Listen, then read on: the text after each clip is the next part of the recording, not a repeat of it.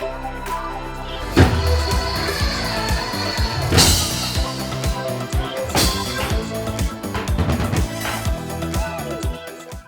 what better way to start us off With? by unleashing design. Our next speaker, Sander Viegers, is going to talk about design unleashed. Give it a round of applause. Have fun, guys. Thank you so much. Wow, what an energizer. It's kind of a hard act to follow, and I missed the note on the 80s clothing, but that was an awesome start of the conversation, of the conference. And I'm going to talk about design. And are there any designers here today? Maybe I can see a show of a few. Great, that's great to see. And I'm the head of design of Rabobank, and maybe there are some colleagues today. Maybe you can see a show of hands. Yes, quite a few colleagues. That's great to see. And the title of the talk is Design Unleashed from Aesthetics to Impact. And what I hope you take away, design is not something that the design department does. It's about collaboration. And design is also not finished once we have something. It's about business impact and customer impact. And my name is Sander, and I studied design and in Delft, and design was about form giving. And then I was graduating at Philips, and we designed a wrist unit for health monitoring, which is something similar that we have today. But that takes a long time to produce these things. So we went to software. I worked at Microsoft in the Seattle area, worked on products like Excel, more on that later, and then went to Amazon, where design became more about services. I came back to the Netherlands. I live in Utrecht now. I have 3 children, and they're going to college. And I was working at Katawiki, which is a platform which brings together buyers and sellers. And now I work at Rabobank, where it's about maximizing the impact of design. And so it changed a lot what design is. So I got a lot of questions. What is design actually about? So I want to take you back a little bit of a journey in the last 30 years, what happened there. So what I like about Rabobank is that I get to meet a lot of people. And recently I met someone and said, what do you do? I said, well, I lead the design department. And said, oh, I love design. I bought a Gucci toaster. And I'm thinking, what is that, a Gucci toaster? It said, oh, it's Gucci, you know, the brand, and it's a toaster, and they make it, and I Googled it, and then this thing came up, and it's gorgeous, right? And I want one, and I got it on my Christmas wish list for the last 2 years and didn't get it yet. And maybe it's because 500 euros. But then the question becomes, what's the job to be done of a 500 euro toaster, right? It's not just to make toast, or is it not 100 times better toast? So, but maybe it's ornamental. And that's interesting to think about. What is the job to be done of the things we create? And initially, talking about the 80s, I have one picture in here. My girlfriend pulled this out of the kitchen cabinet. It's like, oh wow, that's the brown Citromatic from the 80s. And you know that Apple based its design principles on these kinds of this aesthetic. That was from now and then I lost interest. But the thing is that what these products very well explain is that design is about form and function. You can't separate that. You can create juice because of the cone at the top and the shape, and you can pour the juice because of the shape, but you can also put it away and you know, put the cord underneath. And yet in software, we tend to separate that. We build something and it just needs to be designed. And how is that possible when design is about form and function? And then design is about interaction. And we used these things in the 90s a lot. And they never worked for me. You're trying to, you know, create copies. I don't know if anybody else has that experience, and you want to have them double-sided with a staple, and it never worked out. And that's because the mental model of the machine is not the mental model I have in mind. And I was thinking, if we can work on software or things people use on a daily basis, that could have a tremendous impact on people's lives. And that was, for me, the reason to go into software. And that's also the reason why I'm at the Rabobank, because there's still a lot to do. And then design is also about experiences. So we talk about form and function and interaction, but now we have placed this screen here where you can interact in one of my favorite restaurants. And there used to be 2 lines, one for ordering and one for picking up. But the screen changed the complete experience of the restaurant, because now you can order yourself. In some places you can sit down and the food will actually be brought to you. I'm going to take a sip of water here. And so the next thing is then services. it's still magic to me that the entire service is designed from I'm ordering something, I want to have it delivered at this time in this place, and there's multiple, so there are now multiple people and multiple interfaces, and then that whole service needs to work together, which is also designed. And you can graduate as a service designer these days. And then recently I went back to the Delft University and said, where do graduates end up with working? And to my surprise, it was in governments. And there's this new trend which is about policy design. And so and this is a great example, the UK Policy Lab, their mission is to radically improve policymaking through design, innovation, and people-centered approaches. So it's a lot of things. So not the surprise that it creates a lot of questions and it's not clear to everyone. So what's the magic? What ties all these things together from household goods to policy and services and software in between? And I'm going to explain that through a couple of examples. And it starts with observations. And when I was working at Microsoft, we visited a lot of offices, and they look pretty much like this. And when you go do customer visits, you see that the products they're not using them in the way you expected. The offices are messy, and we visited the companies and the customers with a team of developers and product managers and designers, and then at some point we see, there is somebody has a Photoshop license, and what they do is recreate the charts that they created in Excel, recreate them because they didn't look what they were expecting. They wanted to have good-looking charts. Now, you can do all the surveys and interviews, but at some point you need to go observe and see what's happening and how the customers are using the product in context. And context is the key thing here. And this informed eventually the XML schema that's behind the Office document, so you can copy a chart from Excel into PowerPoint and make sure that that matches the style still.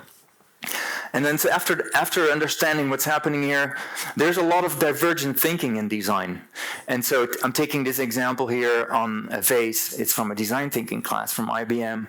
And if I would ask every one of you, like, let's design a vase, and then you'd have like 500 vases based on what's the material, the style, the type of flowers. So we want to narrow it down. But then what designers do is ask, okay, what's a different way to enjoy flowers, or why do we need to create a vase? And artificial flowers, they don't need water, so they don't need a vase, or maybe they have a different thing. And so there's a joke in design land where we say, how many designers does it take to change a light bulb? Anybody know the answer? Does it need to be a light bulb is the question, and it's very annoying because it's divergent thinking, and sometimes there's a product managers and we have a problem or there's a bug, and then we work with design, and then they think of all the different ideas we can solve this problem, and it's in this collaboration between convergent thinking and divergent thinking where we can do great work together. And then there's exploring, and there's, of course, sketching is part of the design job. And sketching we do together. When I was working at Microsoft, I would make a sketch, I'd copy them, and then have everybody in the room, developers, program managers, change the sketch. And so we would collaboratively create the next iterations of the design. And then there's exploring in digital, of course, in Figma these days, and the tools change, but as we progress, we can get more and higher fidelity. And at some point, the exploration is in the code. And then when I was working on these chart styles, the best way to actually make sure that they looked the way we intended to was to do this iteration in the XML that's behind the styles. And then it's guided by principles of good design. And these are the principles I mentioned earlier that Dieter Rams came up with, and they're very generic principles. And there are two principles I want to call out here. One is good design makes a product understandable, and good design is thorough to the last detail. And you can see here the different approaches of two different watches, and that the design is not just about what it looks like on the outside, but also on the inside. And of course, this is also a metaphor of what customers see in the code that's behind it and how clean that is. Or another example is, for me, if you look at the laptop, if you turn it upside down, it's often not designed, or maybe you can't hold it. And while the product is not only used in a way that it's standing here, but you also have to carry it around. So we have to think about all the details and all the different uses. And good design makes a product understandable. And there are heuristics, like all over the world, people, when you see a button, people know to push it. And you see a flip switch, people understand that you need to flip the switch, and the same for a knob. And yet, often you see buttons used in a different way. And this is a picture from the coffee machine at Rabobank. And every time I try to get hot water, I press the button hot water because it looks like a button that wants to be pressed. And that's and it doesn't do anything. That's the spoiler here. So design's not so much one touch point or channel, but it's all these things that need to be looked at in a holistic way.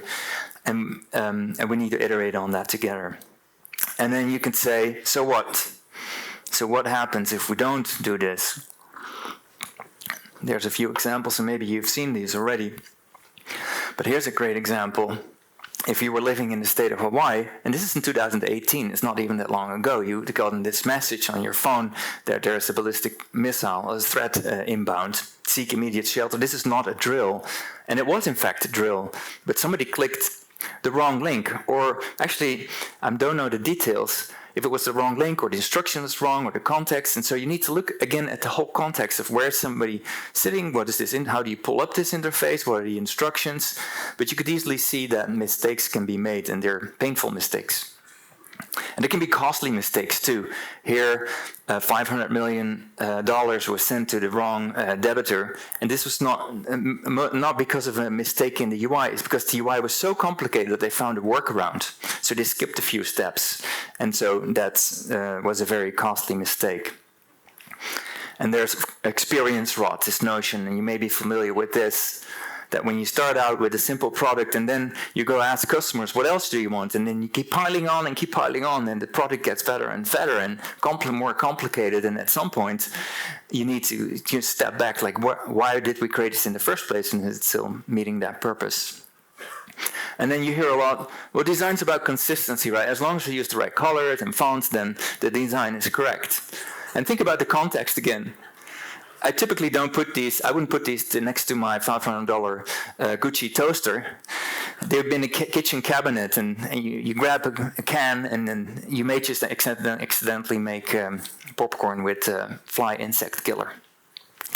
And so what we need to do is reduce this notion of cognitive load, like what do we spend our brains on, and is it towards what we want to achieve, or is there a lot of noise? And that's a responsibility for us, designing and front-ending and delivering experience to customers to make sure that the way they do it is as easy as possible. And the other thing we need to do is make sure that we realize that the emotions people have and how it makes them feel, that's what people remember. And there's even a study was done that 87% of banking customers, if they feel valued, they'll stay with their bank, and that's more important than the ease or the effectiveness or the product that they give them. So now I'm going to switch to what we do at Rabobank. Because often when you think about design, it can be a new thing, right? We're going to design this new product or based on this new technology. But this company across the street here has been around for 125 years, and it was founded on the idea that we can solve complex problems together, which is very nice, and that's one of the reasons I chose to work there. And back then the problem was, we can lend each other money at a cheaper rate than in the cities, because there's more trust in the community, and the money that we save that way we can use in the community. And one of the ways we do that now is through club support, for example. And then 30 years ago there was the first ATM. I do remember this. I was living in Eindhoven, and there was a line next to the station. It was, of course, a big leap forward. And then 25 years ago, there was internet banking. And then nowadays, it's mostly the app. So you could say the app is the bank. In fact, that's how most people experience the app. And the expectations of the app, they're again defined by the context. So the expectations of the app, they're defined by other apps people use on a daily basis, like WhatsApp, Facebook, Maps, Spotify, etc. And we have to take that into account and keep meeting the expectations of other apps, and of course also what other banks are doing. But I think it's mostly what what people experience on a daily basis. So we work with about 99 curious and creative design experts: surface design, interaction design, visual design. And this picture was taken after we launched dark mode. And what we do is we work on direction setting. Where's the product going? What's it going to be like in 2 to 3 years from now? But also, how can we improve what's not working today? Where's the friction? And lastly, how do we get better at what we do and more effective what we do? And then we work on proposition levels. These are concepts. On a journey level, where's the friction? And on a feature level. And it needs to be looked at on all these three levels to deliver something that's valuable to customers. And then we work on experience for consumers, for businesses, and for employees. And because they have the same expectations. If you go to work and you have to work with a software package that was bought and it's not working, and the mental model is different, just like in the copy machines in the 90s, it's different. That's frustrating, and we can save a lot of time and create more happiness at work if we design these well. And we don't do this alone, like I mentioned in the beginning. The magic happens where we collaborate closely with business and technology. So what do we create? The most important thing, I would say, and I think that's for most companies, I hope you can take away, there's one experience. There's one Rabobank experience. All the interactions you have with a brand, they add up to that one experience. It's not like, oh, I like the insurance of Rabobank, but I don't like how the app works. Or no, there's only one experience, and that needs to be a coherent, cohesive experience that we all add up, that we all contribute to. And when I started, there were 3,000 sites. And that's because all the sites have an owner and has a specific goal. And of course, that's costly, it's not secure, and the quality is lower because they're not using all the same design systems. And what we did is create a concept for a global site. And now that was maybe the easy part. The hardest part was to convince all the owners of the different sites that it was indeed possible to create one concept that met all the needs of all the different sites. And so a lot of interviews and co-creation that went into this to make something like this happen. And then it takes time to start to implement it. So we slowly start chipping away at it. And a couple of weeks ago, I got an email from the product manager. We've converted the last page. I thought that you'd like to know, but sometimes these things take a long time. And the other thing is the consumer app. And I wasn't here for the app that was on the right. I heard it wasn't so popular. And then when I came here, it's like I realized what customers experience, it's an unintentional combination of best effort. Like, everybody wants the best for customers. Like, I haven't met anybody in any company that doesn't want the best for customers or doesn't make an effort on understanding what customers want. But combined, it's not an intentional experience. So we want to do the same thing. So we created a concept, and then the first step towards that concept. And now there are, 461 and counting features for all the users. And that requires an holistic approach to make sure that it's coherent, the people can find it. And of course, we're not done yet. We have to keep exploring how to make this work for all the different types of customers, from younger children to Gen Z that we just heard about, and older people that all have different needs. So customization, personalization, there's a lot to do still. And then there's Rabobank Business Banking. And here the discussion was, this is a different use case. People are in the office and they have different roles and it's complicated. So we need a different design system. And it's, through a lot of, let's figure this out. And now there is one design system for consumer banking, business banking, and a global site, because there is, in the end, one experience, and we all contribute to making this a success. These are some aspects of the design system I talked about.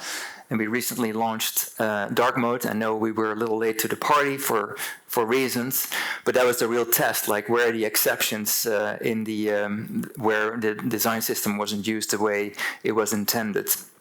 And I'm very curious myself about how else we can use things like dark mode for other modes you can think of.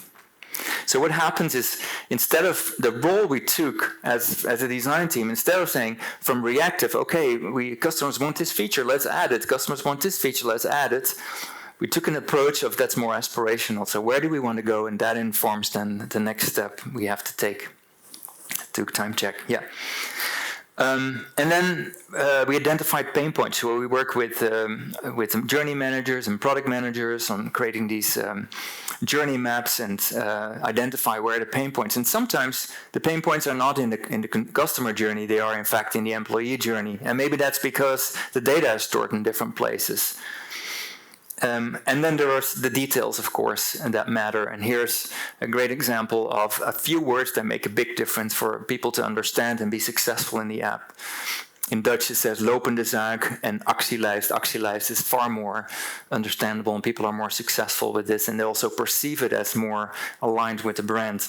So talking about words, imagine all the interfaces that you're working with without words. Are they still meaningful? Can they still be used? And we've started to put a lot of emphasis on the words we use in the designs. The last example I want to give is in engaging experiences. This came out at the beginning of this year, and somebody posted on TikTok, my biggest mistake was leaving the bank. I really would have liked to see how I've spent my money over the last year.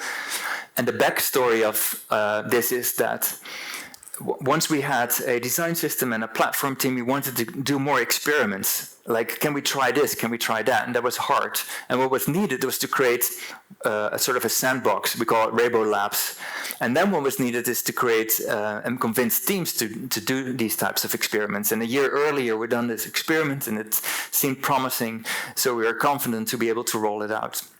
And that led to this experience, and at the end of the year we may expect something similar, so we want to build on that. But I think we want to build on it even faster, and to be able to try out things like this to create relevant, meaningful experiences for our customers. And this is what we keep exploring. And that's the role we take, to keep exploring, to see how far we can push it and create these new ways of banking. And we do that for 9 million customers and 43,000 employees around the world. So what's next for design? I know I'm 3 minutes over and eating into your coffee break, but I'll wrap it up quickly. When I walked, the first time I walked into Rabobank, there was this art piece on the wall, which I really liked. Het wordt altijd anders. Everything's going to be different. Change is the only constant. And that's very true. And a few things that happened in design that I want to highlight here. One is, design used to be something, when I graduated, it was like people would mostly work in agencies, and then companies would go to an agency and ask them to design something, and then they would produce it or not. And now their design teams in-house. But the design teams in-house, they don't work like an in-house agency. It's not we ask the designers to make something and then take it, but we ask the design team to collaboratively create the experiences that we make. And the other thing is, of course, this seems like a no-brainer, but there's no launching. There is sort of, we put this online, and then we're going to see how it works. And yet, there's still a perception when we create concepts for apps or whatever, there is always the question, when is it going to be done? And then there is a lot of convincing to do. You may recognize this in your own company, that we're never done, but we need to keep on testing and seeing how the things we create, how they work out. And then design's a lot about opinions. I really like the Gucci toaster, but you may not. But let's see, we can measure a lot of things. And there are business metrics like retention, enrichment, advocacy. But there's also experience metrics. How effective is it? How easy is it? And how do people feel about it? And then we can ask people, we can also observe people. And I think if we can get better at understanding design quality and use the different methods to get a sense of that, measure that, we can create better products for customers. So I hope you've gotten a sense of what it means that when design is unleashed, we go from aesthetics to product impact. Design is collaborative. It's about business impact and customer impact. And thank you very much, and I wish you a wonderful Frontmania conference.